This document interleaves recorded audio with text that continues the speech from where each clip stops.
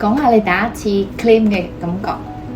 又擔心，因為嗰時候保險未到1年，2010年我眼有問題嗰時候，咁樣嗰個醫生就同我講，我 claim 唔到保險，我就好緊張，因為手術唔係講好平。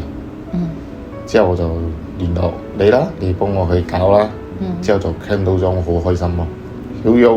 有信心俾你搞咯，因為我信你嘛，你梗要幫我搞掂俾我嘛。假設你冇買到保險，當時候你會選擇去政府啊，定係你會選擇幫人哋借錢去私人睇？都係幫人哋借錢咯。唔想考慮政府醫院係因為咩事呢？太多人啦，因為佢哋都做唔切，而且唔曉一定盡快幫我做個手術咯，要排期咯。佢排幾耐我哋唔知嘅，好似我眼都睇唔到嘢咗喎。佢如果佢排期排我3個月6個月，咁我咪6個月睇唔到嘢咯。辛苦嘅係我，唔係政府醫院。